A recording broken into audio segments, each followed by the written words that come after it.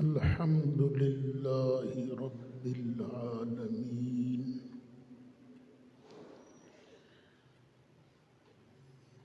والعاقبة للمتقين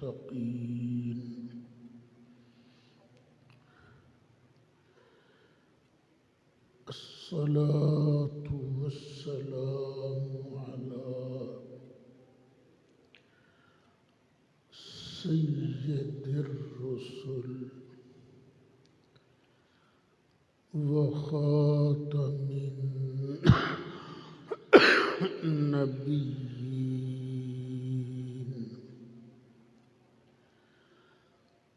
وعلى آله وأصحابه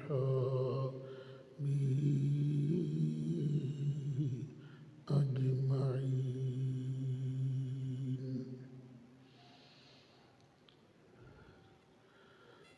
أما بعد فأعوذ بالله من الشيطان الرجيم.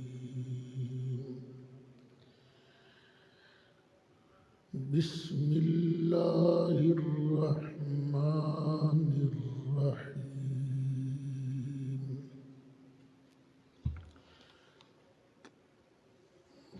واعتصموا بحبل الله جميعا ولا تفرقوا. صدق الله مولانا العظيم وبلغنا رسوله النبي الأمين الكريم.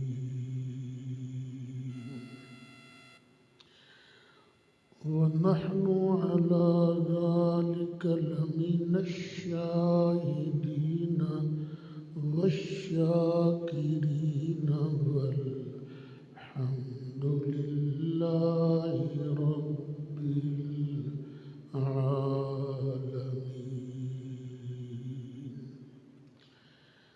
بڑی محبت سے درود شریف پڑھی ہے. اللہم صلی علی سیدنا و مولانا محمد وعلى آل سيدنا ومولانا محمد وبارك وسلم وصل عليه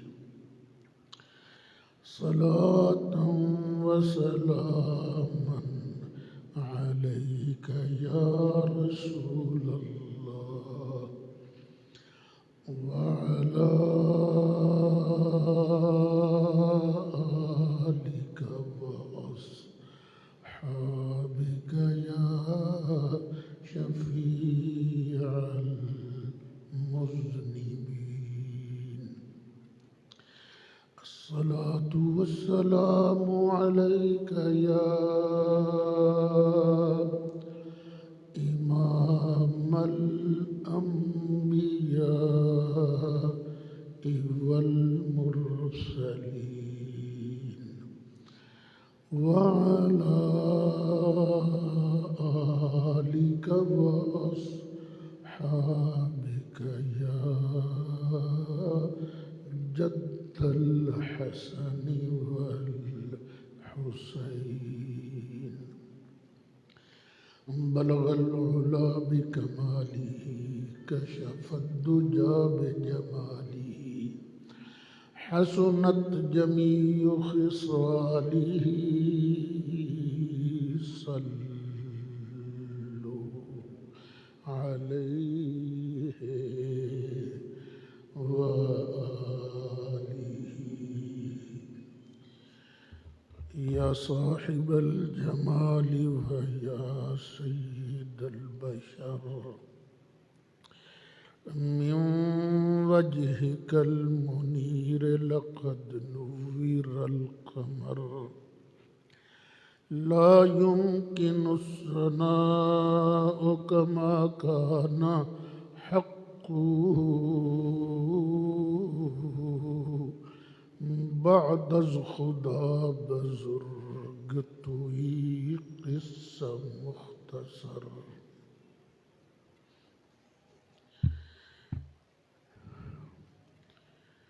انتہائی قابل صد احترام بزرگوں، دوستوں، عزیز نوجوان ساتھیوں اور پیارے پیارے بچوں،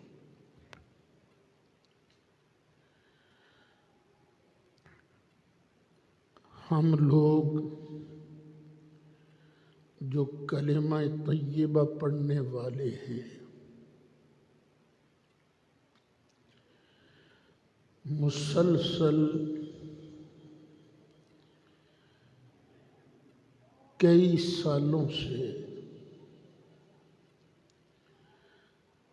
آپس میں اختلاف اور انتشار جھیل رہے ہیں.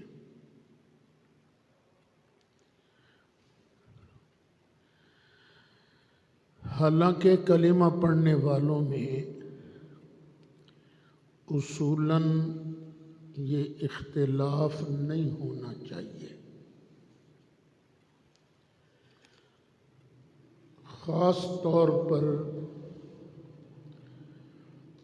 اہل سنت کہلوانے والے یہ جو 3 گروپ ہیں، ان کے درمیان میری مراد ہے اہل سنت و جماعت ایک، یعنی ہم لوگ جنہیں عوامی طور پر بریلوی کہا جاتا ہے، دوسرے دیوبندی حضرات اور تیسرے وہابی حضرات. اس کی وجہ یہ ہے کہ ہم تینوں کا ماخذ ایک ہے. ہمارے نزدیک قرآن مجید، فرقان حمید سب سے بڑا ماخذ ہے ہم تینوں کے نزدیک. باقی حدیث مبارکہ اس میں تھوڑا سا اختلاف ہے. ہم کہتے ہیں کہ ہم صرف وہی حدیث مانیں گے جو قرآن کے خلاف نہیں ہوگی، جبکہ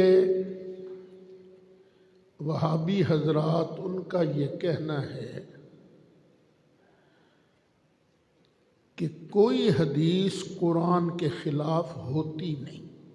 یہ ایک جھگڑا ہے، لیکن یہ بنیادی جھگڑا نہیں.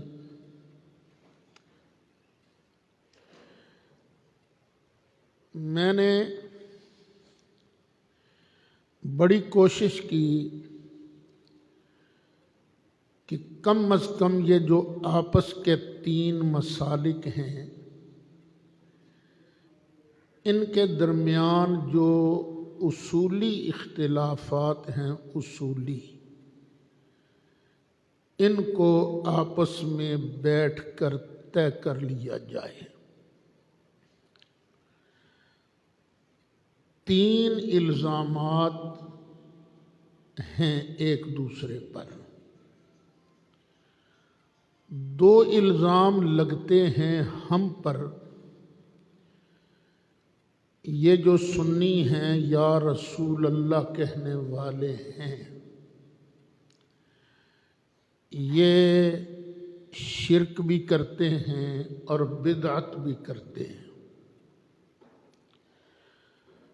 اور ہماری طرف سے بھی ایک الزام لگایا جاتا ہے. وہ ہم الزام تو نہیں کہتے، حقیقت ہے کہ ان دونوں کے بزرگوں کے ہاتھوں کچھ ایسی باتیں لکھی گئی ہیں، نکلی ہیں، جن میں نبی کریم علیہ الصلاۃ والسلام کی توہین، سرکار کی حد تک گستاخی اور بے ادبی کا پہلو پایا جاتا ہے۔ ساری زندگی میری یہی بیان کرتے ہوئے گزری، کوئی ہم نہ مشرک ہیں نہ بدعتی ہیں، تم گستاخ رسول ہو۔ اس پر ہمارے مناظرے بھی ہوئے، الحمدللہ جو ریکارڈ پر موجود ہیں۔ آج کل وہ فیس بک پر مناظرے موجود ہیں، جن کو سن کر ہر آدمی اندازہ لگا سکتا ہے کہ حق کدھر ہے اور باطل کدھر ہے۔ پھر میرے ذہن میں آیا اور ذہن میں بھی میرے ابا جی قبلہ نے ڈالا۔ وہ مجھے فرماتے تھے کہ بیٹے دیکھو، ہمارا اور دیوبندیوں کا جو مولانا اشرف علی تھانوی کے مرید ہیں،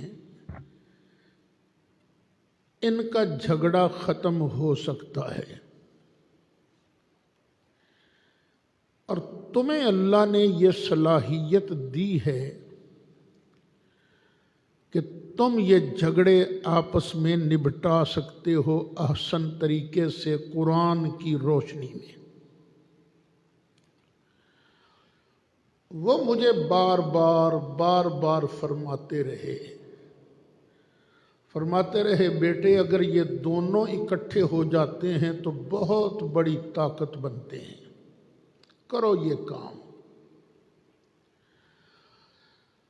آخر ان کے بار فرمانے سے اللہ تعالیٰ نے میرا سینہ بھی کھول دیا کہ ٹھیک ہے، یہ کام کرنا چاہیے۔ اب میں مسلسل کئی سالوں سے ان حضرات کے جلسوں میں جاتا ہوں،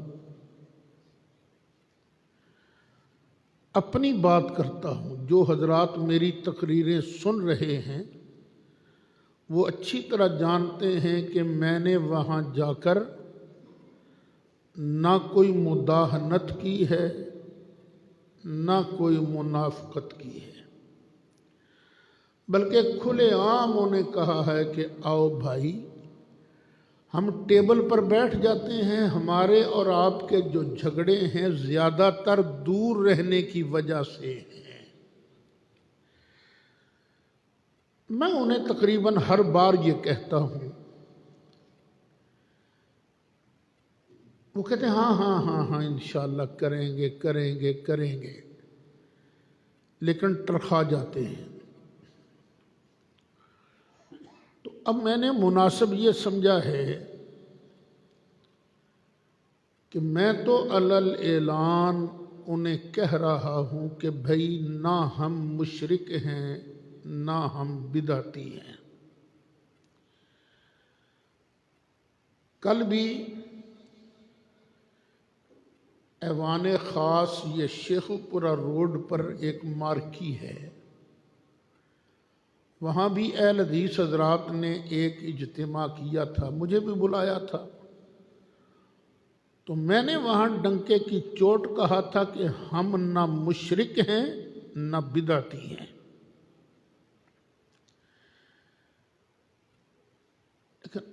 اب میں یہ مناسب سمجھتا ہوں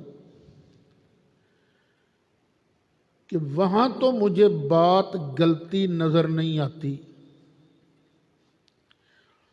وہ ہمارے ساتھی تیار نہیں ہیں کہ ان مسائل پر بیٹھ کر گفتگو کر لی جائے۔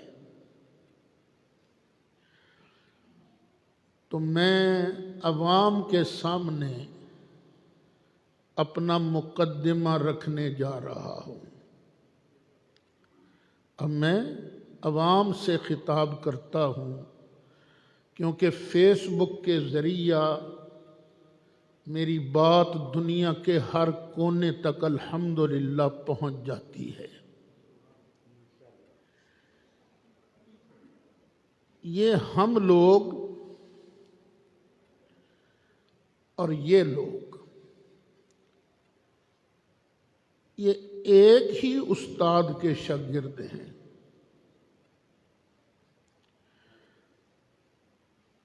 ایک بزرگ گزرے ہیں، حضرت شاہ عبدالعزیز محدث دہلوی رحمت اللہ علیہ۔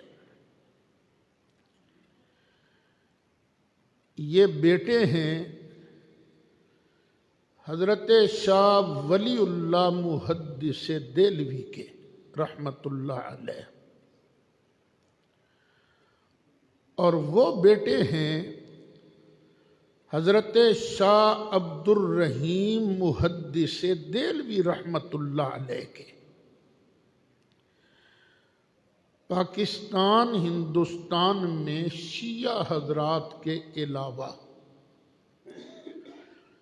باقی علم حدیث پڑھنے پڑھانے والے جتنے لوگ بھی ہیں، وہ بالآخر شاگرد بنتے ہیں حضرت شاہ عبدالعزیز محدث دہلوی کے۔ میری سند میں بھی ان کا نام آتا ہے، ہمارے بزرگوں کی سند میں بھی ان کا نام آتا ہے، اور یہ شاہ عبدالعزیز صاحب علم کے پہاڑ تھے اور ولایت کے سمندر تھے۔ علم کا اندازہ تو اسی سے لگا لیجئے کہ ہم سنی، یہ دیوبندی، یہ وہابی، ہم سب ان کے شاگرد ہیں۔ علم کا اندازہ اس سے لگا لیجئے، اور ولایت کا اندازہ اس بات سے لگا لیجئے کہ ایک مرتبہ ہندوستان کے شہر دہلی میں جب انگریز کی حکومت تھی، وہاں بد انتظامی پیدا ہو گئی، کوئی آفیسر وقت پر نہیں آ رہا، سودا مہنگے داموں بک رہا ہے۔ تو کسی شخص نے حضرت شاہ عبدالعزیز سے کہا، حضور بات کیا ہے، آج کل حالات ٹھیک نہیں۔ تو ہنس کے فرمایا،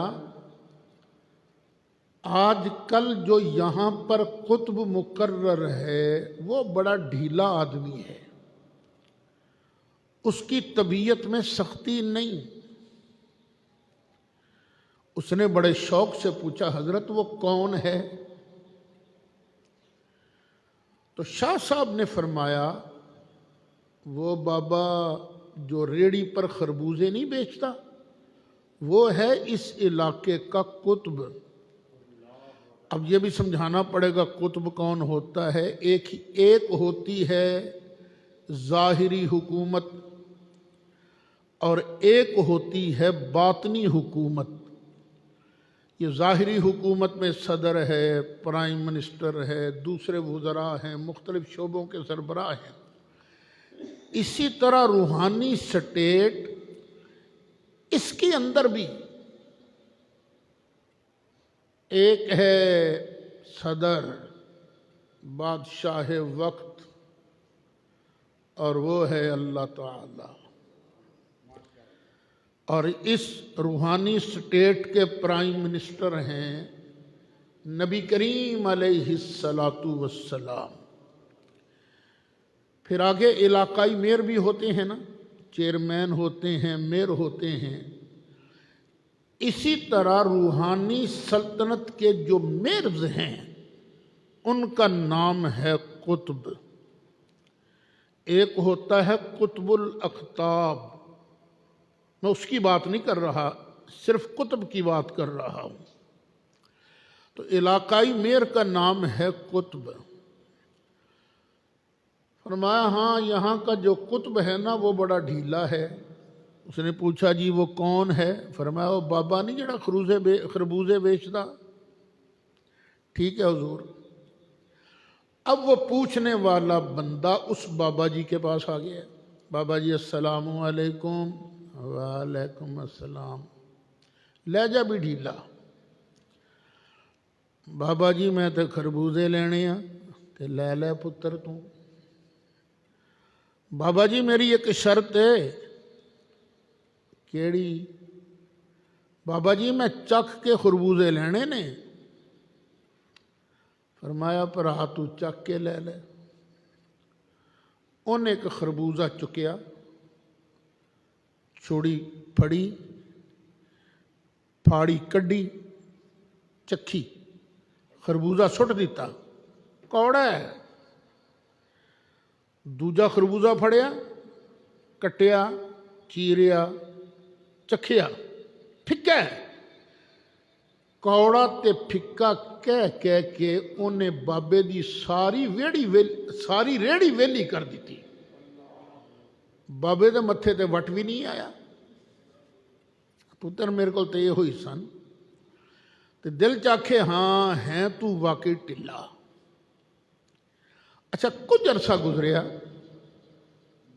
شہر دے حالات بالکل ٹھیک ہو گئے. صفائی وقت تے ہو رہی ہے، افسر پابندی نہ لا رہے نے. وہی بندہ پھر شاہ صاحب کو لایا.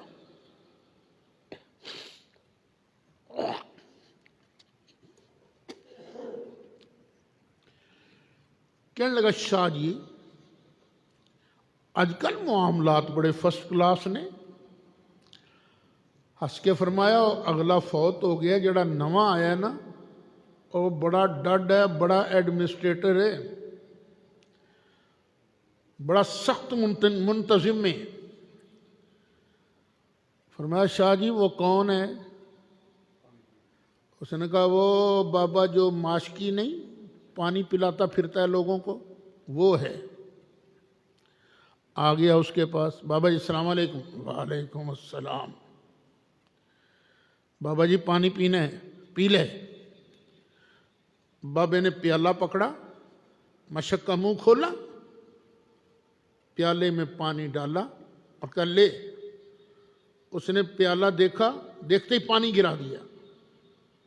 بابا جی یہ تیلا ہے. انہیں رکھ کے ایک چھڈی. انہیں کہا تو سارے خربوزے والے ہی سمجھے نے. یہ ہیں شاہ عبد العزیز صاحب محدث دہلوی. یہ جو تبلیغی جماعت کے سب سے بڑے علمی سپورٹر ہیں مولانا زکریا صاحب،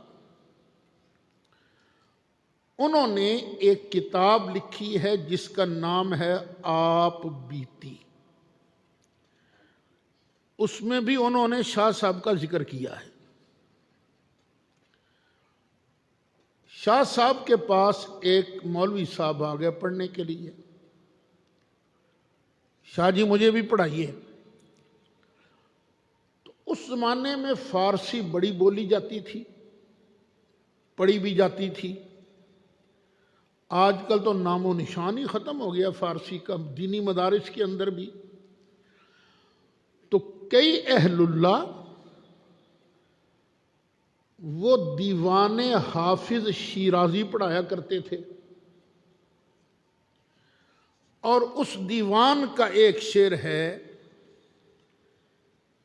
کہ بَمَیں سجادہ رنگی کن گرت پیر مغاں بوید.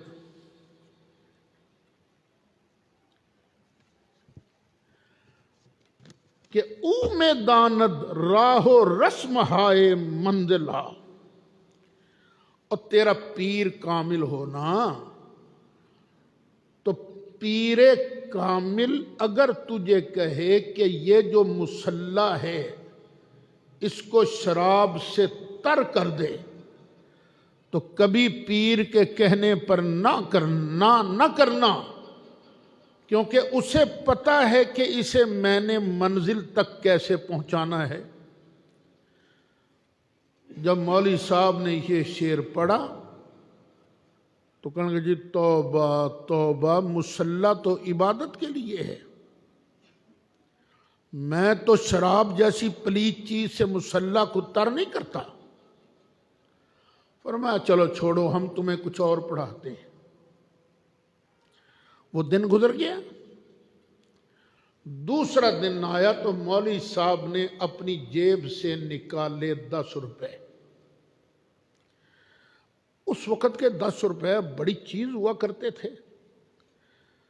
10 روپے نکال کر کہا کہ فلاں سرائے جو ہے نا وہاں چلے جاؤ اور سرائے کے مالک سے پوچھو کہ کیا کوئی نئی لڑکی آئی ہے برا بھلا کرنے کے لیے، جاؤ جا کے موج کرو۔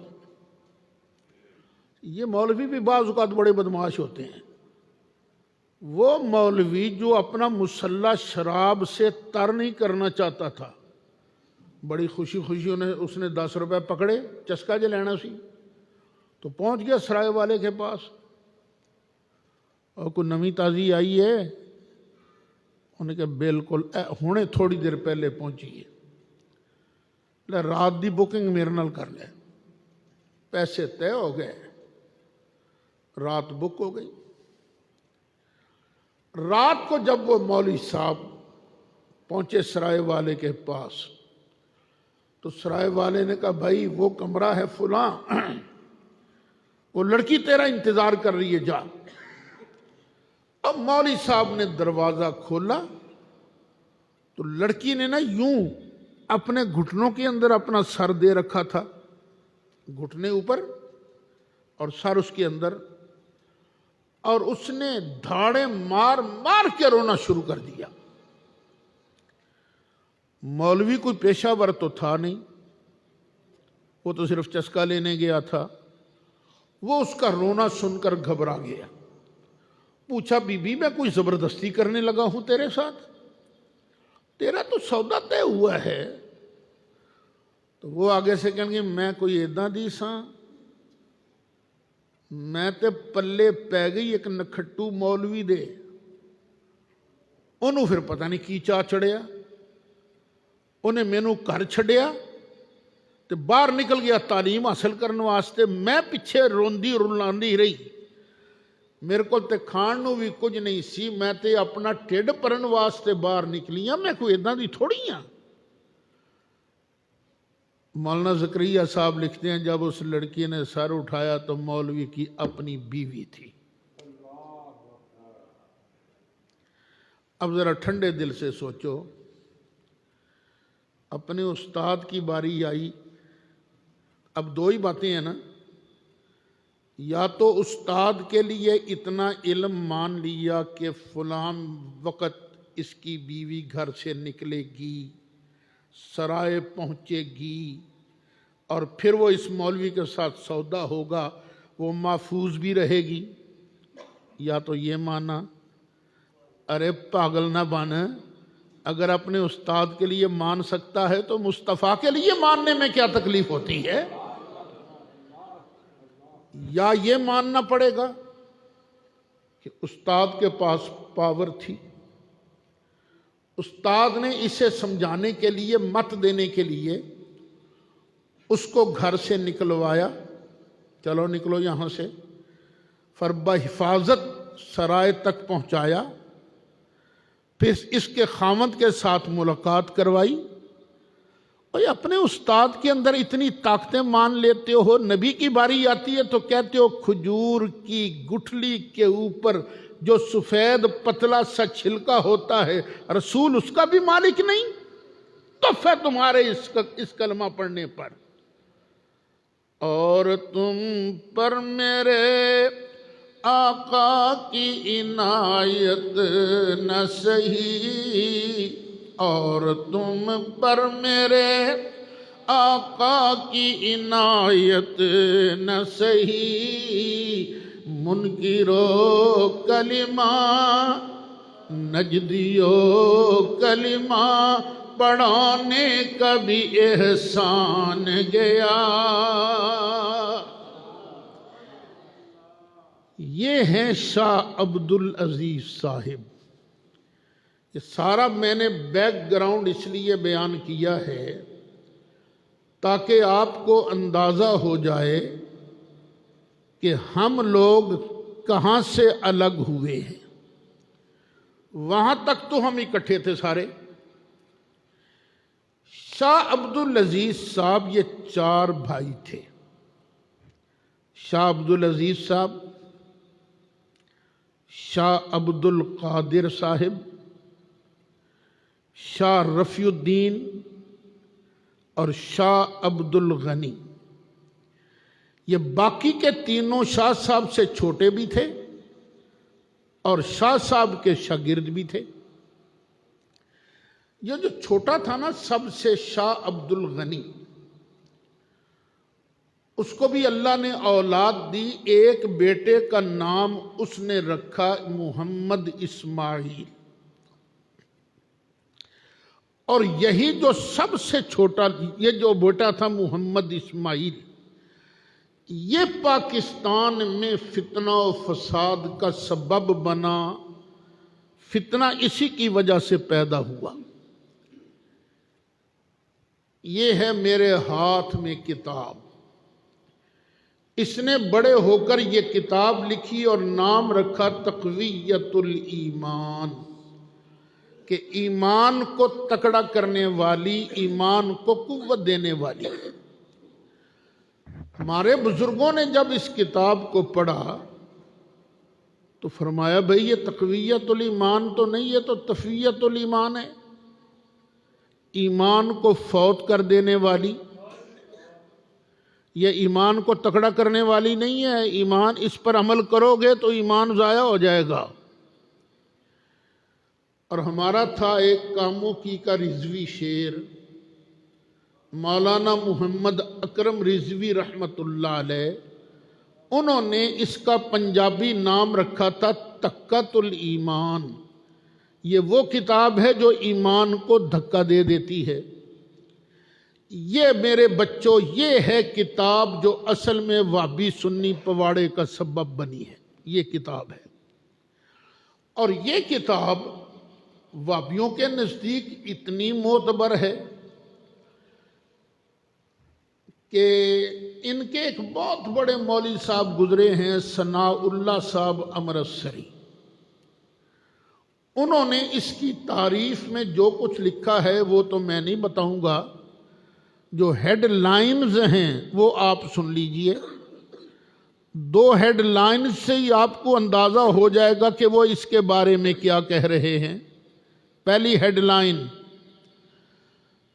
تقویت الایمان اور اس کا مصنف عالی شان، یہ ہے پہلی ہیڈ لائن۔ اور دوسری، اسماعیل وما ادراک ما اسماعیل۔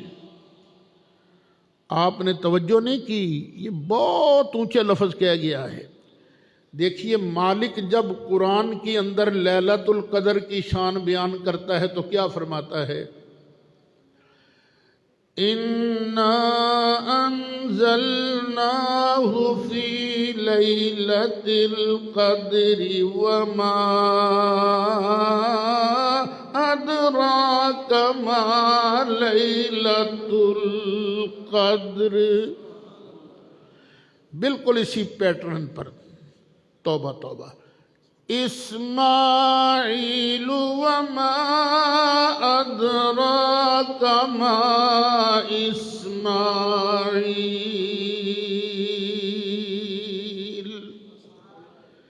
یہ ہیں وہابی مولوی صاحبان اس کی تعریف کرنے والے۔ اور دیوبندیوں میں سب سے بڑے 2 مولوی صاحبان سمجھے جاتے ہیں۔ ایک مولوی صاحب کا نام ہے قاسم نانوتوی، جنہوں نے دیوبند بنایا تھا، اور دوسرے مولوی صاحب کا نام ہے رشید احمد گنگوہی۔ گنگوہی صاحب کو یہ کہتے ہیں فقیہ نفس،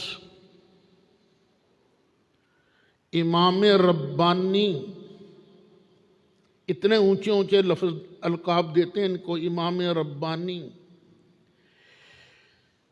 ان کو اتنا بڑا سمجھتے ہیں، اتنا بڑا،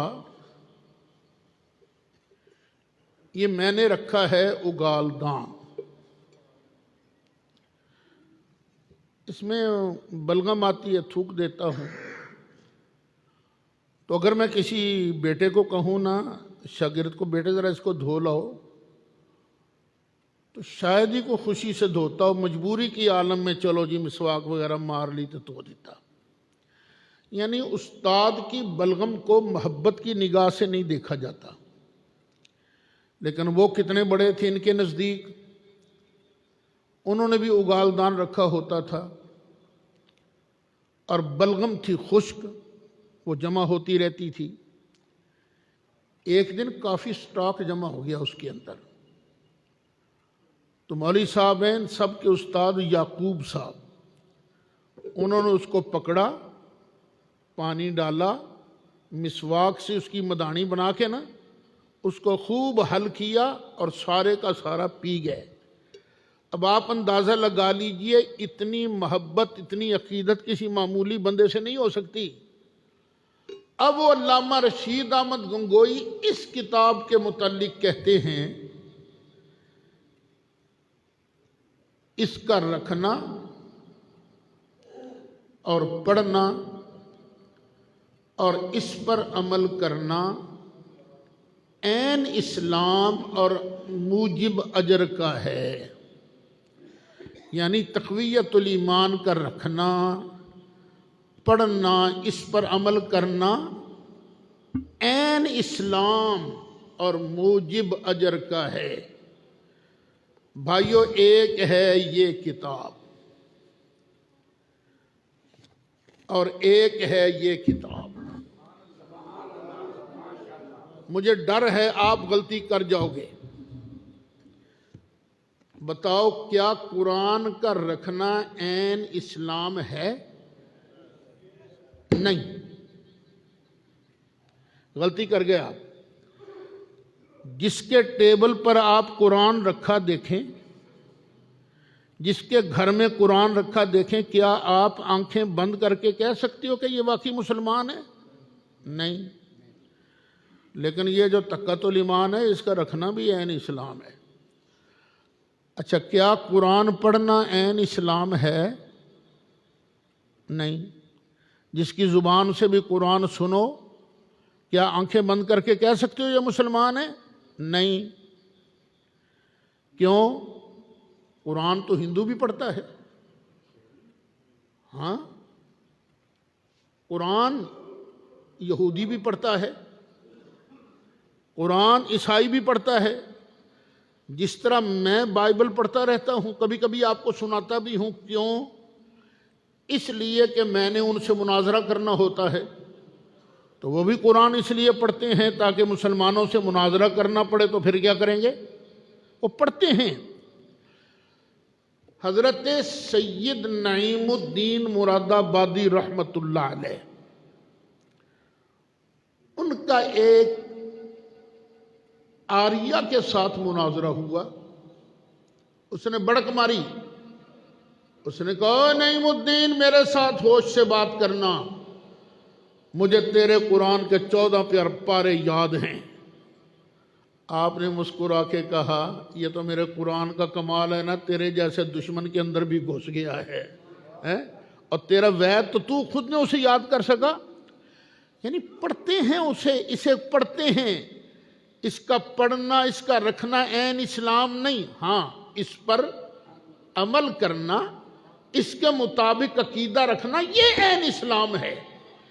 لیکن یہ کیسی کتاب ہے کہ اس کتاب کا رکھنا بھی عین اسلام، پڑھنا بھی عین اسلام اور عمل کرنا بھی عین اسلام موجب اجر کا ہے۔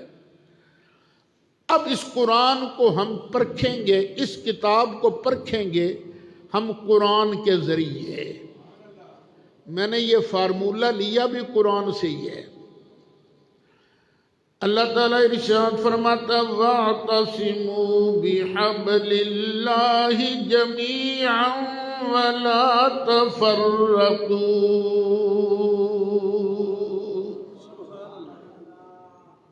کہہ دو سبحان اللہ۔ وہ سنیوں میں نا ایک مصیبت آ گئی ہے بہت بڑی، دھیان سے سننا۔ مصیبت یہ ہے کہ خطیب خواہ جتنا مرضی قرآن پڑھ لے، سبحان اللہ نہیں کہنا، جیب میں ہاتھ نہیں ڈالنا، ادھر کوئی شعر پڑھا نہیں سر کے ساتھ سبحان اللہ، جیب میں بھی ہاتھ ڈالا اور کھڑے ہو کے نذرانہ بھی پیش کیا۔ اس کا نتیجہ کیا نکلا کہ بڑے بڑے اچھے اچھے اہل علم وہ قرآن پڑھنا چھوڑ گئے، حدیث پڑھنا چھوڑ گئے، اور وہ نعت خوانی پر لگ گئے۔ شعر پڑھیں، پیسے بہت مل دینے، خدا کے لیے اپنے آپ کو بدلو، اپنے دین ایمان کو بچاؤ۔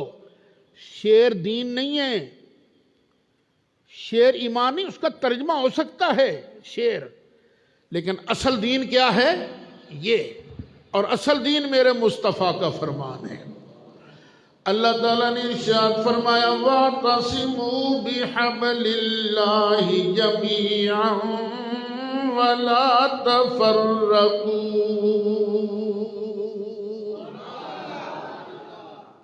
اللہ کی رسی کو مضبوطی سے تھام لو اور فرقہ فرقہ مت بنو، الگ الگ مت ہو جاؤ، بس قرآن کو مضبوطی سے تھام لو۔ حبل اللہ کون ہے جس کو ہم نے مضبوطی سے تھامنا ہے؟ میں نہیں کہتا، نبی کریم علیہ السلام نے ارشاد فرمایا حبل اللہ الممدود، یہ اللہ تعالیٰ کا مقدس کلام ہے جس کا ایک سرا ادھر ہے ایک سرا ادھر ہے۔ جس کا جی چاہتا ہے میں مصطفیٰ کے طریقے پر چلوں، وہ قرآن کو مضبوطی سے تھام لے، سیدھا جنت چلا جائے گا۔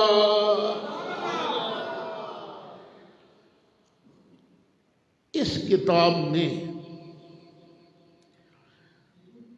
3 جگہ لکھا ہے، 3 جگہ، کہ صرف اللہ کو مانو، کسی اور کو مت مانو، صرف اللہ کو مانو کسی اور کو مت مانو۔ 3 جگہ لکھا ہے، کتاب میرے پاس موجود ہے۔ پھر میں نے ایک بڑی گندی مثال بھی سنی، تقریر کر رہا تھا ایک وہابی مولوی، وہ کہنے لگا ہم جو موحد ہیں ہم ہیں ہی والے، اور یہ جو بریلوی ہیں نا بدعتی یہ ہیں وی والے۔ پھر مثال دی، ایک ہوتی ہے کنجری، ایک ہوتی ہے گھر والی۔ کنجری کہتی ہے اپنے خامند کو میں تیری ہی ہوں، اور کنجری کہتی ہے مرد کو میں تیری وی ہوں۔ تو ہم کہتے ہیں اللہ کو یا اللہ ہم تیرے ہی ہیں، اور یہ سنی کہتے ہیں ہم تیرے وی ہیں، یا اللہ تجھے بھی مانتے ہیں، تیرے نبیوں کو بھی مانتے ہیں، ہم وی والے۔ یہ سنی وی والے اور ہم وہابی موحد ہی والے۔ میں نے خود اپنے کانوں سے تقریر سنی۔ ہاں ہاں، کیا خیال ہے بچوں، گھر میں صرف ابا ہی ہوتا ہے کہ اور بھی ہوتے ہیں؟ اور بھی ہوتے ہیں۔ تو بندہ صرف ابا کو مانتا ہے یا باقیوں کو بھی مانتا ہے؟ باقیوں کو مانتا ہے۔ فرق اتنا، ابے کو ابا مانتا ہے، امی کو امی مانتا ہے، بیوی کو بیوی مانتا ہے، بہن کو بہن مانتا ہے، بیٹے کو بیٹا مانتا ہے، بھائی کو بھائی مانتا ہے، مانتا سب کو ہی ہے۔ آؤ پھر قرآن سے پوچھیں، قرآن تو بتا ہم نے صرف ایک اللہ کو ماننا ہے یا کسی اور کو بھی ماننا ہے؟ لو جی، دوسرا پارا اور دوسرا پاؤ شروع ہو رہا ہے۔ اللہ تعالیٰ نے ارشاد فرمایا لیس البر ان تولوا وجوہکم قبل المشرق والمغرب۔ اونچی کہہ دو، لیس البر ان تولوا وجوہکم قبل المشرق والمغرب۔ اصل نیکی یہ نہیں کہ تم منہ ادھر کو کرو یا ادھر کو کرو، اصل نیکی یہ نہیں، اصل نیکی کیا ہے؟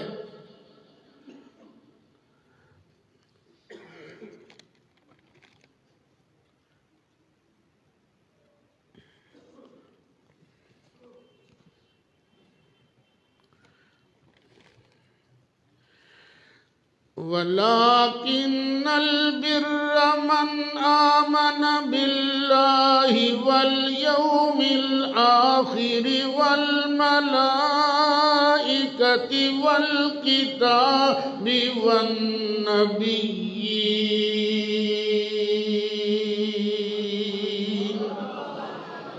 اصل نیکی یہ ہے کہ بندہ اللہ کو بھی مانے، قیامت کے دن کو بھی مانے، فرشتوں کو بھی مانے، کتاب کو بھی مانے، سارے نبیوں کو بھی مانے، اور صرف اللہ کو ماننا یہ ابلیس والی توحید ہے، اور سب کو ماننا یہ حضرت جبریل علیہ السلام والی توحید ہے۔ یہ کس نے کہا تھا ہم نے صرف اللہ کو ماننا ہے؟ ابلیس نے۔ یا اللہ صرف تینوں مننا اور کسی نو نہیں مننا۔ ایک توحید ابلیس والی، دوسری توحید حضرت جبریل والی۔ حضرت جبریل نے عرض کیا تھا یا اللہ بس تجھے مان لیا، اب تیری مرضی، جسے جسے تو منواتا جائے گا ہم اسے مانتے جائیں گے۔ اور یارو ایک توحید ان کی، ایک توحید ہماری توحید تو یہ ہے یا اللہ جب تجھ کو مان لیا اب تو مصطفیٰ منوائے گا تو مانیں گے، باقی نبی منوائے گا تو مانیں گے، کتابیں منوائے گا تو مانیں گے، فرشتے منوائے گا تو مانیں گے، یا اللہ سارے صحابہ منوائے گا تو مانیں گے، اہل بیت کو منوائے گا تو مانیں گے، یا اللہ ولیوں کو منوائے گا تو مانیں گے۔ یا اللہ جب تجھے مان لیا اب تیری مرضی، جس جس کو تو منواتا جائے گا اسی کو سنی مانتا جائے گا۔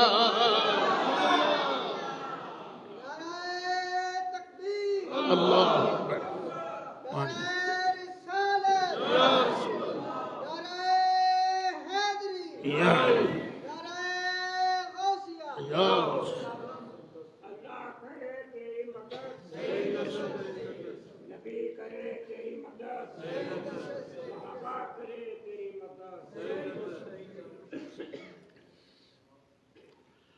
تو یہیں سے انشاءاللہ بات اگلے جمعے تک زندہ رہے تو انشاءاللہ یہیں سے بات شروع ہوگی انشاءاللہ۔